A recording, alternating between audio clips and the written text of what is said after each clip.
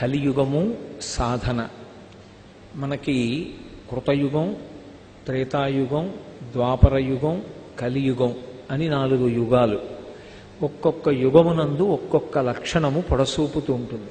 ఏ యుగంలోనైనా తరించడానికి ప్రమాణం మాత్రం వేదమే. వైదికమైనటువంటి జీవితము మాత్రమే సాధనము. వైదికమైన జీవితము అని నేను అన్నప్పుడు అది కేవలముగా ఎవరో కొంతమందికి మాత్రమే చెందినది అని భావన చెయ్యకూడదు. వేదము భగవంతుని యొక్క ఊపిరి. సమస్త మానవాళి తరించడానికి ప్రమాణము వేదం ఒక్కటే. అటువంటి వేదాన్ని ప్రమాణంగా చేసుకుని జీవితాన్ని తీర్చిదిద్దుకోవడాన్ని వైదికము అని పిలుస్తారు. అంతేకాని వైదికము అన్న మాటకు అర్థం ఏదో ఒక్క బ్రాహ్మణులకు మాత్రమే సంబంధించినది అని పొరపాటు పడకూడదు. అందరూ తరించడానికి వేదమే మార్గం చెప్పింది. అటువంటి మార్గాన్ని అవలంబించి తరించడానికి ప్రయత్నించడాన్ని వైదికమైనటువంటి జీవితము అంటారు. అటువంటి వేదమే అన్ని యుగములలోనూ ప్రమాణమై ఉంటుంది. కలియుగం దగ్గరికి వచ్చేటప్పటికీ కొన్ని ప్రత్యేకమైనటువంటి ఇబ్బందులు ఉంటాయి. ఎందుకంటే ఎప్పుడైనా సరే ధర్మాచరణము చెయ్యాలి అంటే ఆ ధర్మాచరణమునందు దేశము కాలము అనేటటువంటి 2 చాలా ప్రధానమైనటువంటి పాత్ర పోషిస్తాయి. మనం ఎక్కడున్నాం, ఏ కాలంలో ఉన్నాం, ఈ రెండిటికి విశేష ప్రాధాన్యత ఉంటుంది. ఈ యుగం కలియుగం. కలిపురుషుడి యొక్క ఉత్పత్తే చాలా ఆశ్చర్యకరమైనటువంటిది. నేను దాని గురించి ఎంత తక్కువ ప్రస్తావన చేస్తే అంత మంచిది. క్రుద్ధుడు అనబడేటటువంటి వ్యక్తి తన తోడ పుట్టినటువంటి చెల్లెల్ని వివాహం చేసుకున్నాడు. ఆమె పేరు హింస.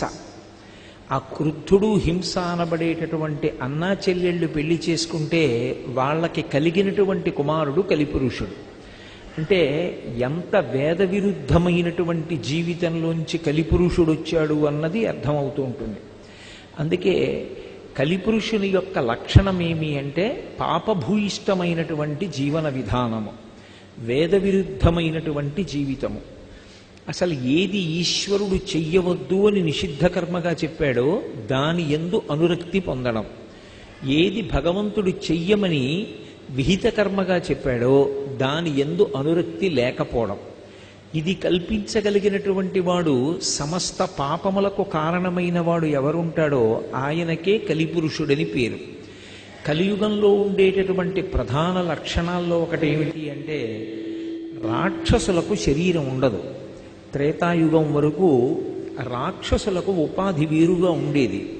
అందుకని చూడగానే ఉపాధిని బట్టి ఇది కుక్క, ఇది పంది, ఇది పిల్లి, ఇది నల్లి అని గుర్తించినట్టే వీడు రాక్షసుడు అని గుర్తించేవారు. కలియుగంలో రాక్షసులకు ఉపాధి లేదు. మరి రాక్షసులు ఎక్కడుంటారు అంటే మనుష్యుల యొక్క మనస్సే వాళ్ళ యొక్క నివాస స్థానం. మనుష్యుల మనస్సులోనే రాక్షసుడు ఉంటాడు. మరి ఇప్పుడు ఆ రాక్షసుడు దేని చేత సంహరింపబడాలి? ఆ రాక్షసుణ్ణి తొలగించడం దేనివల్ల సాధ్యం అంటే భగవత్ సంబంధమైనటువంటి విషయాలు మనసులో పెట్టుకోవడమే. భగవద్భక్తి కలిగినటువంటి వాళ్ళు వేదము యొక్క ప్రమాణమును అంగీకరించి వైదికమైనటువంటి జీవన విధానాన్ని మనకి ఉపదేశం చేసేటటువంటి గురువుల యొక్క మాటలు హృదయంలో నింపుకుని ఉంచుకోవడమే ఆ రాక్షసుడు తొలగిపోవడానికి కారణమవుతుంది.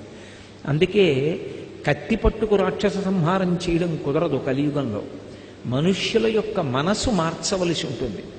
అందుకే మీరు గమనించండి, కలియుగంలో వచ్చినంతమంది గురువులు మీకు ఏ యుగంలోనూ ఇంతమంది కనపడరు.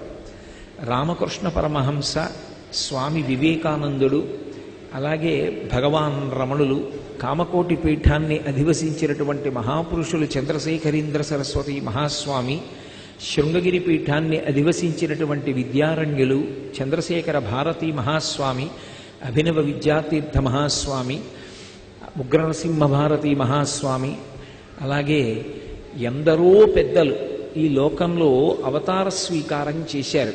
చేసి కేవలముగా జ్ఞానబోధ చేసి మనుష్యుల యొక్క మనసులలో ఉండేటటువంటి రాక్షసత్వాన్ని పోగొట్టడం కోసమని ఇంతమంది గురువులు వచ్చి నిరంతరము బోధ చేస్తూ ఉంటారు. ఇందులో అసలు ఎప్పుడో ఎక్కడో ఒక వటవృక్షం కింద కూర్చుని తాను చిన్ముద్ర పడితే సనకసనందనాది మహర్షులకు తప్ప ఆ మౌన వ్యాఖ్య ఇతరులకు అర్థం కాదని శంభోర్మూర్తిశ్చరతి భువనే శంకరాచార్య రూప త్యక్వా మౌనం వటవిటపినో మూలతో నిష్పతంతి.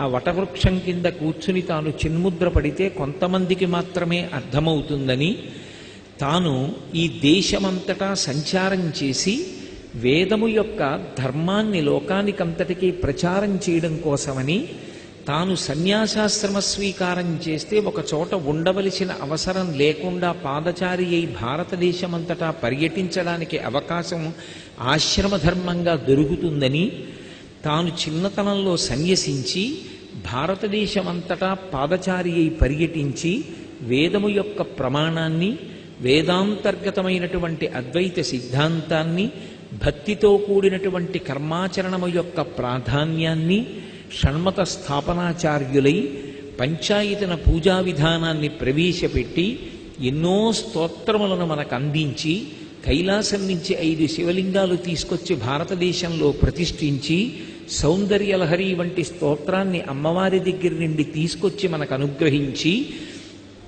ఎన్నో దేవాలయాలకి కుంభాభిషేకాలు చేసి శ్రీచక్ర ప్రతిష్ఠ చేసి ప్రాతస్మరామి స్తోత్రం దగ్గర నుంచి ప్రస్థానత్రయమైనటువంటి భగవద్గీత ఉపనిషత్తులు బ్రహ్మసూత్రములకు వ్యాఖ్యానమిచ్చి భారతదేశాన్ని వైదికమైనటువంటి మార్గంలో ప్రయాణింపచేయడమే కాకుండా అవైదికమైనటువంటి వాదనలు మళ్ళీ ఈ దేశంలో ప్రబలకూడదని తూర్పున జగన్నాథులో గోవర్ధన పీఠము, పడమర ద్వారకలో కాళికాపీఠము, ఉత్తరమున బదరికాశ్రములో జ్యోతిపీఠము, దక్షిణమున శృంగగిరిలో శారదాపీఠం ఉంచి కామకోటి మఠాధిపతులై ఈ దేశాన్ని ఉద్ధరించినటువంటి మహాపురుషులు శంకర భగవత్పాదులు. అలా ఎందరో గురువులు అనుగ్రహిస్తూనే ఉన్నారు, వస్తూనే ఉన్నారు, జ్ఞానబోధ చేస్తూనే ఉన్నారు.